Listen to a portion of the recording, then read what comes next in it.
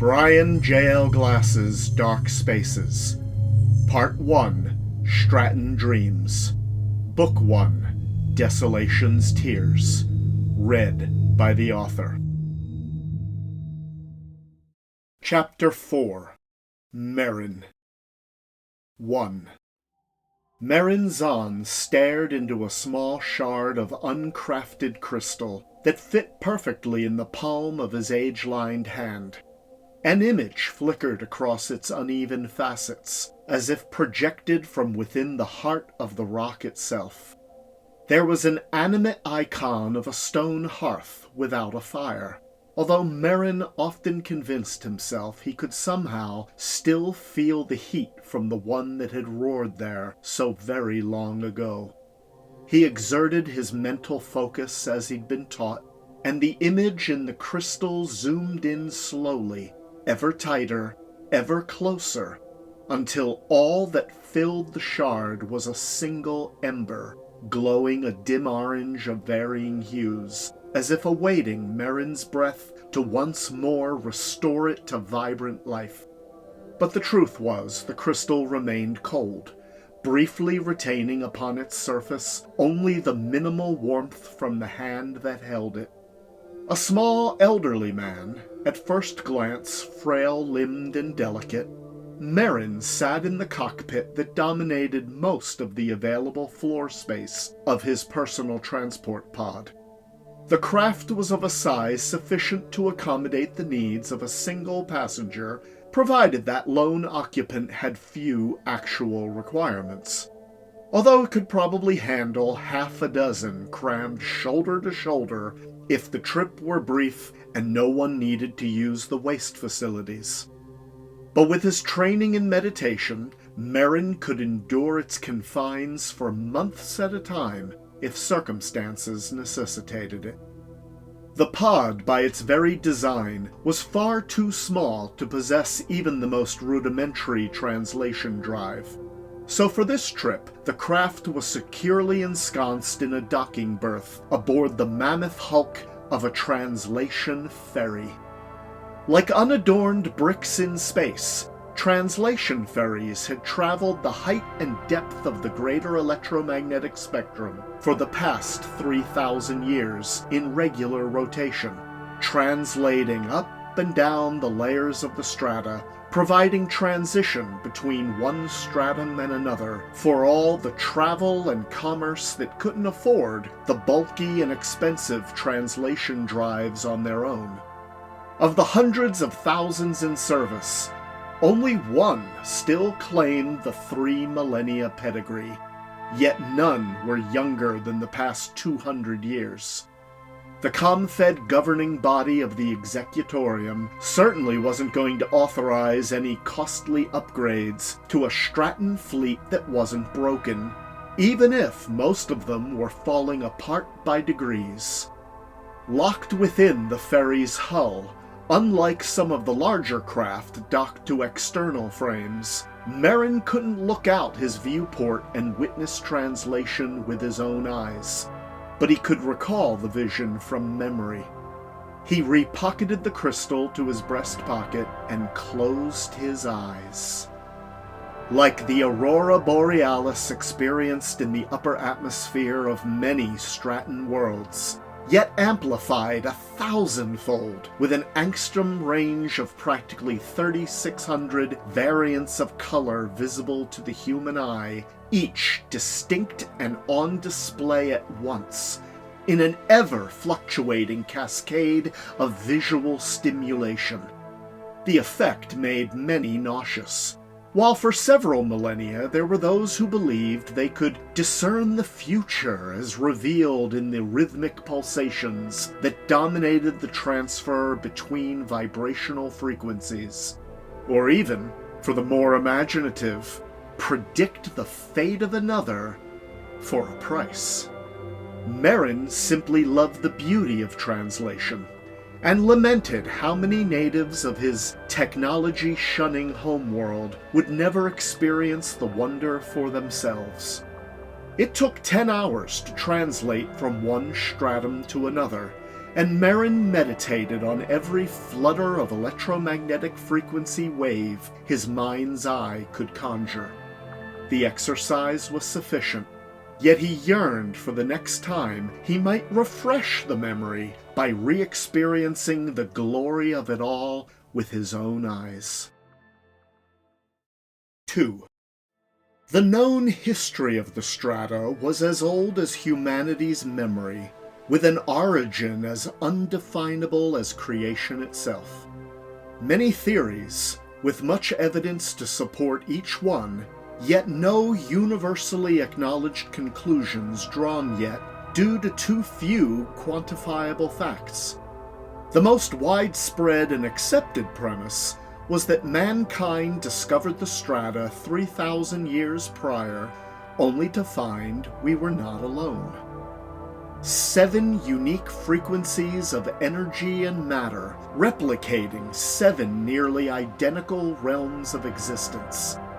From Etheria, vibrating the swiftest at the top, to Mercuria, Olympia, Primea in the center, also known as the Prime, Empiria below, followed by Golia and scorned Hades at the metaphorical bottom, quivering its atoms the slowest. Each duplicating the matter and mass of the central stratum, the same planetary systems orbiting the same soul 7 layers deep, at higher or lower frequencies, in similar yet distinct configurations of a single system prototype. That the strata persisted beyond the Sol system had long been presumed, but with so many levels to translate through, it had long been deemed more economical to exhaust the resources of the 7 before setting humanity's sights on the stars. Merin considered such limited vision a tragedy, and yet always found himself in genuine awe of the celestial mechanics on display. As a mere human soul, still astounded and humbled by the seemingly infinite complexity of concepts and ideals, he felt blessed. Merin was roused from his grand reverie by something more mundane. A message arrived from the ferry captain to every ship her vessel towed that translation was complete and they'd transitioned successfully to the Golian stratum.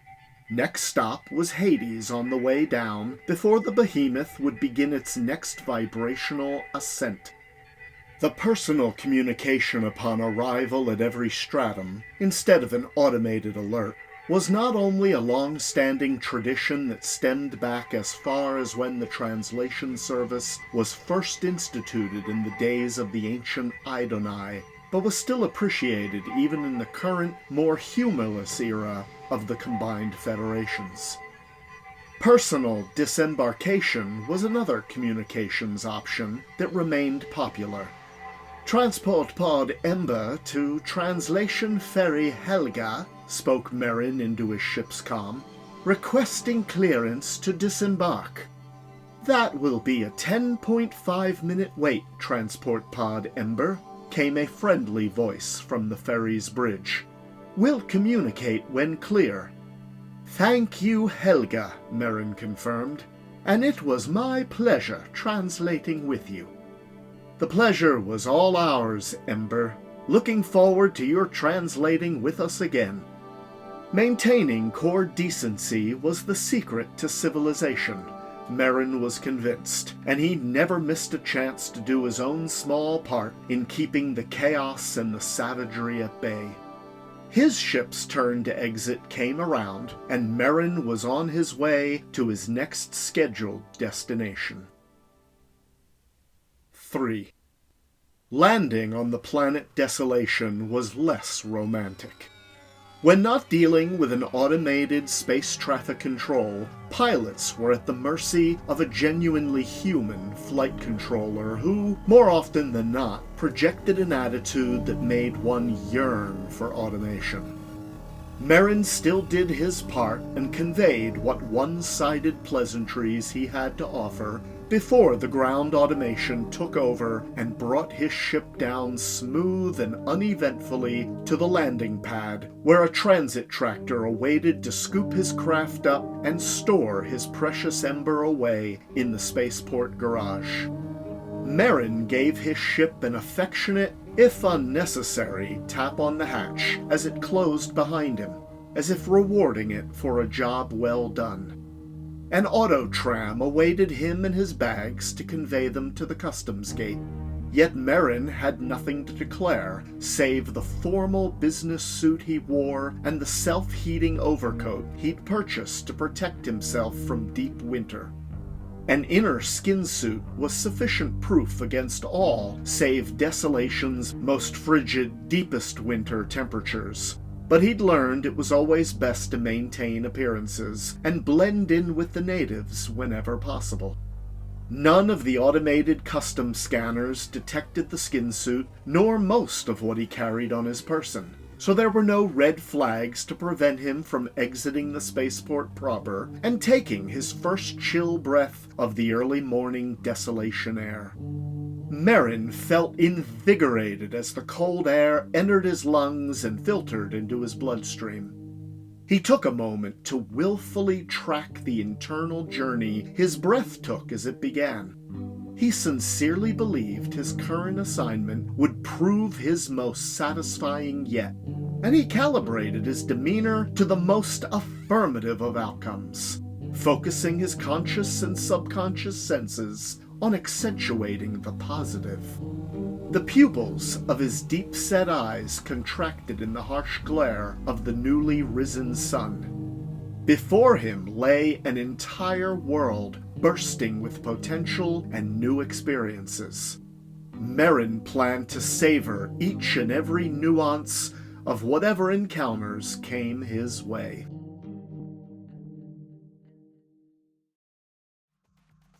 This has been Bryan J.L. Glass's Dark Spaces. Book 1, Desolation's Tears. Read by the author. Audio and video production by A.J. Blackburn. Original music composed and performed by Frankie Caffrey. Bryan J.L. Glass's Dark Spaces and BJLG's Dark Spaces are copyright 2022 by Bryan J.L. Glass.